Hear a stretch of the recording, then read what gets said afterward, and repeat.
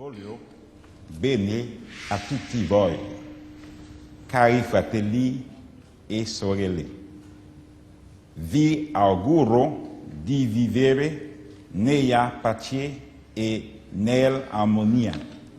Che la grazia di Dio rimane sempre fra di voi. Abbiate dell'amore gli uni per gli altri. Vi auguro un buon sabato. J'ai l'impression que Frère Aldo me comprend, et Sœur Saoli, et notre sœur qui est là aussi, car il parle l'italien. C'est un plaisir pour moi d'être avec vous ce matin, et je profite de ce beau jour de sabbat pour vous dire, nous avons reçu l'invitation de présider la mission adventiste du Sénégal et de la Mauritanie. Et nous sommes attendus, bien sûr, à la fin de l'année, à Dakar. Mais la date officielle de notre départ vous sera annoncée très prochainement. Probablement, ce sera au début de l'année 2011. L'apôtre Paul, dans son deuxième voyage missionnaire, visita la ville de Thessalonique et passa 2 à 3 mois faisant l'œuvre missionnaire. Et je vous invite à ouvrir votre Bible dans le livre de Actes des Apôtres, le chapitre 17. Et vous allez voir que le livre d'Actes des Apôtres parle du voyage de Paul et de Silas à Thessalonique. Et si nous regardons un peu le compte-rendu de ce chapitre, le chapitre 17, il y a beaucoup d'aspects importants. Paul établit une église à Thessalonique. Et on trouve aussi que les Juifs s'opposent aux missionnaires. Et il est fait mention que Paul et Silas partent pour une autre ville, à Bérée. Et si nous lisons le verset 1er du chapitre 17, après avoir cheminé par Amphipolis et Apollonie, ils arrivèrent à Thessalonique où les Juifs avaient une synagogue. Et dans le verset 2, Paul s'y rendit selon sa coutume. Pendant 3 sabbats, il discuta avec eux à partir des Écritures, dont il ouvrait le sens pour établir que le Christ devrait souffrir et se relever d'entre les morts. Ce Jésus que moi, je vous annonce, le verset 3, disait-il, c'est lui qui est le Christ. Et si nous regardons dans le verset 4, il dit, quelques-uns d'entre eux furent persuadés et se joignirent à Paul et à Silas, ainsi qu'une grande multitude d'adorateurs grecs. Le nombre de femmes, il y avait les femmes aussi, se rendaient à l'église. Et si nous analysons un peu la première épître des Thessaloniciens, il est fait mention de l'avènement de Christ, de Jésus-Christ. Et vous savez que les Actes des Apôtres nous racontent l'arrivée de Paul à Thessalonique, l'actuelle Salonique. C'est un port de la mer Égée qui était au 1er siècle la plus importante cité de la Macédoine. Vous trouvez cette référence dans le livre d'Actes, le chapitre 17, les versets 1 à 9, écrite de Corinthe, où Paul s'était rendu durant l'hiver 52 à 53, au cours de son second voyage missionnaire. On a proposé, non sans raison, de grouper les chapitres de cette épître autour de la pensée centrale du retour de Christ qui revient 20 fois dans les 2 lettres aux Thessaloniciens. C'est le plan que nous allons aborder ce matin. Premièrement, le retour de Christ, motif de conversion dans le chapitre 1er, La conversion des Thessaloniciens fut dès le début profonde et riche en fruits, devenue un modèle pour tous les croyants de la Macédoine.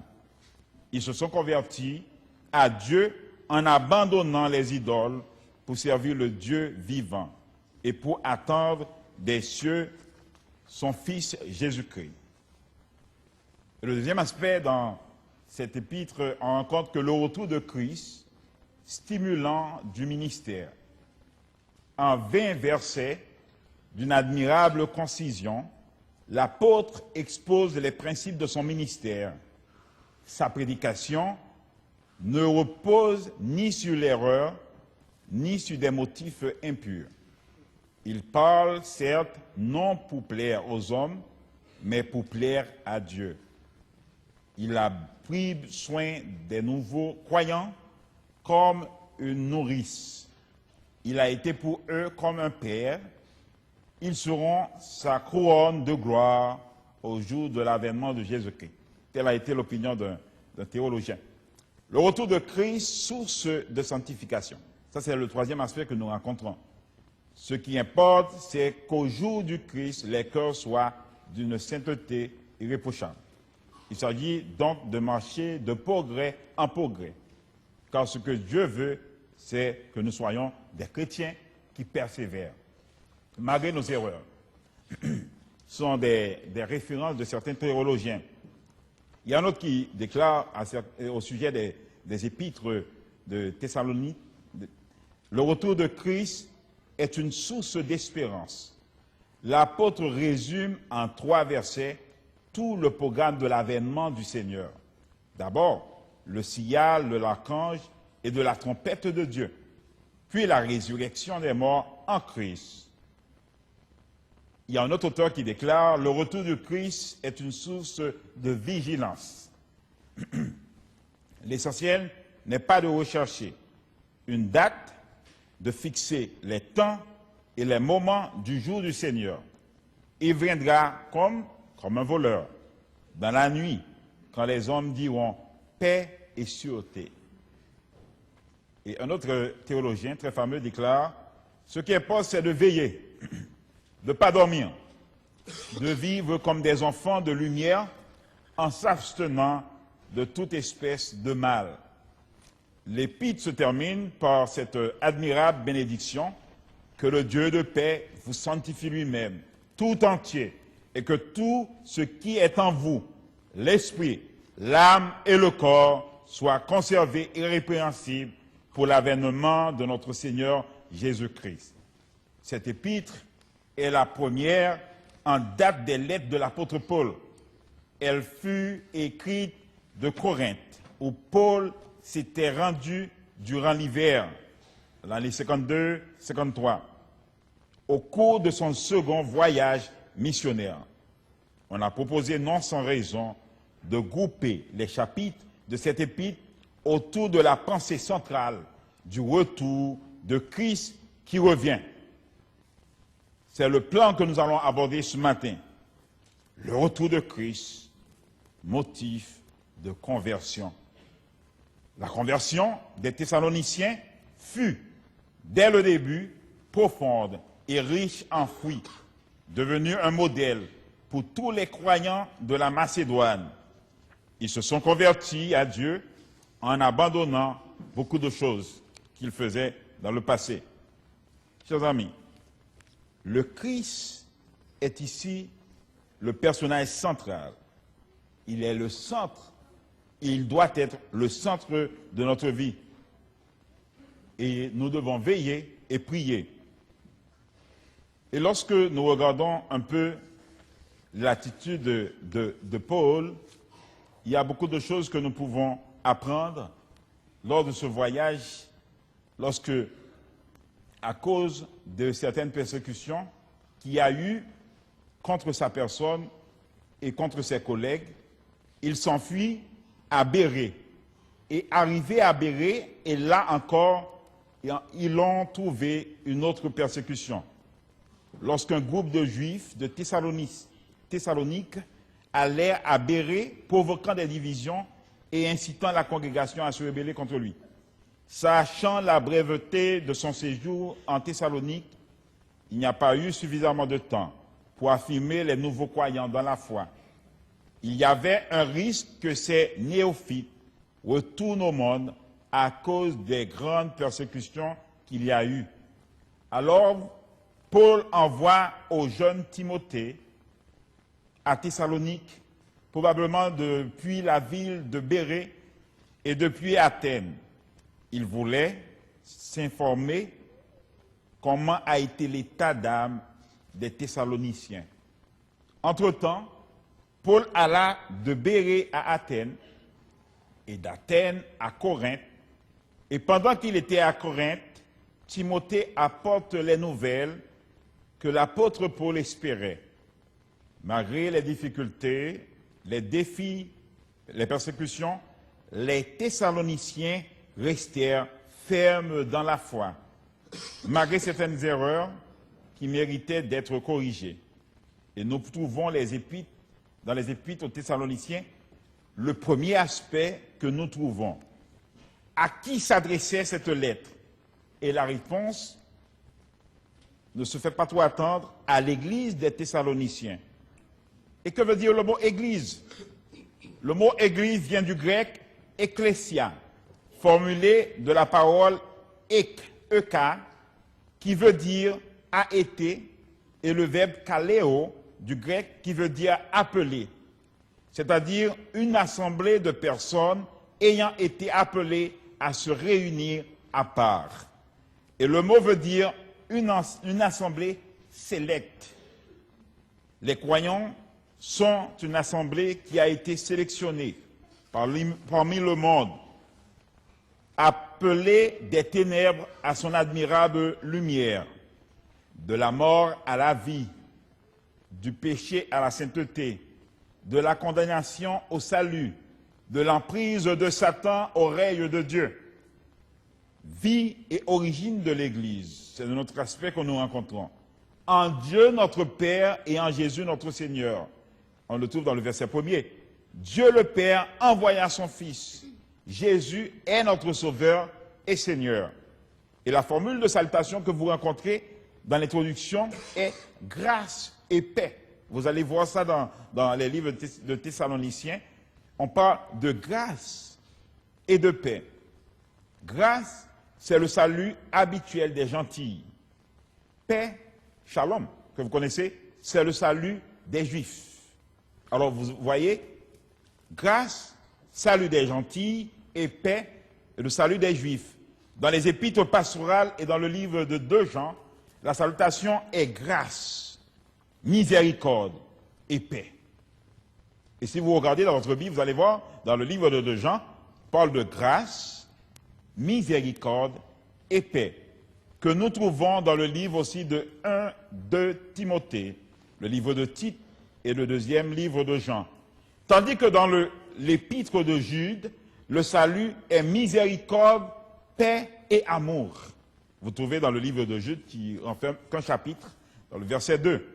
Comment serions-nous si tous les croyants ou tous nos frères, nous puissions nous servir de ces 4 bénédictions de Dieu? Grâce, paix, miséricorde et amour. Ce que possédaient les Thessaloniciens. Il y a 3 vertus a priori que nous rencontrons chez les Thessaloniciens. L'œuvre de la foi, le travail de votre amour, votre constance, assiduité dans l'espérance. L'espérance du prochain retour de Jésus. Il existe dans d'autres passages ces 3 vertus. En 1 Corinthiens, le chapitre 13 et le verset 13, et en 1 Thessaloniciens, le chapitre 5, le verset 8, le temps nous fait défaut, et dans Colossiens, le chapitre 1er, les versets 4 et 5, et nous trouvons une grande explication. L'œuvre de notre foi. La foi est active, dynamique, vivante et produit de bonnes œuvres. C'est pourquoi Jacques déclare « La foi sans les œuvres est morte ». Jacques, le chapitre 2, le verset 17. Le travail de notre amour, car l'amour produit des œuvres agréables. L'amour qui vient de Dieu, n'est pas seulement un amour sentimental, n'est pas seulement contemplatif, mais se révèle dans des actions dynamiques. Fin de citation. Votre assiduité dans l'espérance, ce qui se caractérise dans la persévérance malgré les tribulations et les persécutions. Et nous rencontrons un autre aspect dans la méditation, la confiance de l'apôtre dans le salut des Thessaloniciens.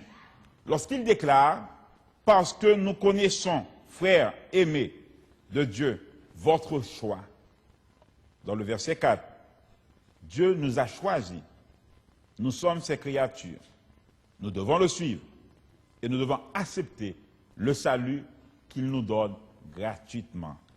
La mission des Thessaloniciens est ici adressée à un groupe de personnes qui sont passées de la mort à la vie, qui ont persévéré malgré les tribulations. Et nous allons voir comment l'évangile a pénétré en Thessalonique par le moyen de la prédication de l'évangile que nous trouvons dans le verset 5. Nous trouvons que Dieu, dans Actes des Apôtres, le chapitre 18, les versets 9 et 10, Dieu invite l'apôtre, lorsqu'il arrive à Corinthe, par le moyen d'une vision, qui ne doit pas se taire, mais il doit parler parce qu'il est avec lui. Dans le livre d'Actes, le chapitre 18, le verset 9 et 10, le Seigneur dit à Paul, dans une vision pendant la nuit, « N'aie pas peur, mais parle et ne te tais pas, car je suis moi-même avec toi et personne s'attaquera à toi pour te faire du mal. En effet, j'ai un peuple nombreux dans cette ville, avec puissance, encore que le mot puissance, ici, se traduit, d'après le texte par le grec, dynamise, que certains passages veulent dire potento, que nous trouvons cette parole de l'espagnol potento ou poderoso, qui veut dire en français fort, puissant, avec vigueur, enthousiasme, dynamisme et power de l'anglais, par le moyen du Saint-Esprit, avec l'assurance de la foi. Nous rencontrons les preuves de la conversion des Thessaloniciens que nous trouvons dans 1 Thessaloniciens, le chapitre 1er, les versets 6 à 10. Nous voyons l'une des choses que l'apôtre Paul reconnaît dans l'expérience religieuse des Thessaloniciens. C'est leur véritable conversion. Et il les cite. Ils arrivèrent à être des imitateurs des apôtres et de Jésus. Ils ont reçu la parole pendant qu'ils affrontaient de grandes tribulations et persécutions. Et ils la recevaient avec joie par le moyen du Saint-Esprit. Ils ont été des exemples pour d'autres par leur véritable conversion. Ils ont reçu avec sincérité les missionnaires qui sont venus chez eux. Ils se convertirent en laissant leurs idoles et en venant à Dieu. Et un fameux théologien de la théologie systématique déclare « La conversion est une expérience de transition. On passe d'une chose à une autre et consiste à abandonner quelque chose d'inférieur pour obtenir quelque chose de supérieur. » Et il poursuit en un mot, on abandonne une vie de péché, d'idolâtrie, de mysticisme, pour se donner à une nouvelle vie où le Saint-Esprit habite en nous, car notre corps est le temple du Saint-Esprit. Fin de citation. Savez-vous que la conversion, c'est un demi-tour. On donne le dos à ce que l'on donnait dans le passé, le visage, et maintenant on donne son visage à ce que l'on donnait dans le passé. Les Thessaloniciens ont été convertis à Dieu dans le but de servir Dieu véritable, un Dieu véritable. Et la conversion des Thessaloniciens n'était pas pour avoir une attitude passive, mais plutôt dans l'objectif de servir Dieu. Lorsque nous servons Dieu, nous arrivons à être des instruments entre ses mains pour évangéliser le monde. Ils attendaient le prochain retour du Seigneur Et si nous voyons dans l'acte des Apôtres, le chapitre 17, le verset 30 et 31, Paul prêche au sujet du dernier jugement. Pour répéter ce fameux exégèse, le message de l'Évangile a un double aspect. Cela parle de la grâce pour ceux qui croient et du jugement pour ceux qui ne croient pas. Il y a dans le livre de Thessalonique un ministère intègre. L'apôtre Paul, en employant certains mots du grec, le paraklésis, qui veut dire il nous appelle, nous exhorte, et emploie aussi le mot akatasia du grec qui veut dire impureté et immoralité. En un mot, mes frères, nous sommes tous invités par le Seigneur à apprendre de l'expérience des Thessaloniciens. Et lorsque nous recevons l'Évangile, qui est une bonne nouvelle, la nouvelle du salut, de la délivrance et d'espérance dans un monde de turbulences et de troubles, nous nous éloignons de tout ce qui peut affecter notre croissance spirituelle et nous permettons à notre Seigneur Jésus de pénétrer dans notre vie, de nous aider dans nos souffrances, dans nos faiblesses, à remporter la victoire.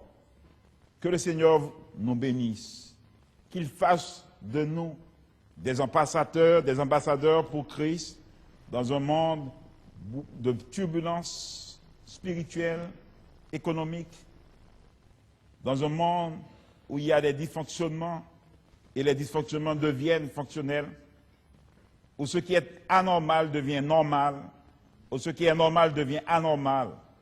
Parfois, nous les acceptons, faisant des compromis avec certains péchés ou certaines dérives, parce que nous faisons parfois un choix pour être populaires aux yeux des hommes et impopulaires aux yeux de Dieu. Je vous convie ce matin à être populaire, à accepter le salut que Jésus nous donne. Jésus a versé son sang pour nous racheter. C'est-à-dire, nous devons être en harmonie avec les principes établis. Acceptons ce salut gratuit que Jésus nous offre ce matin. Poursuivons notre course avec persévérance et que rien ici-bas n'entrave notre ardeur. Déjà paraît le but aux sublimes espérances. Regardons à Jésus le vainqueur. Que Dieu vous bénisse. C'est là ma prière pour vous et pour moi. Amen.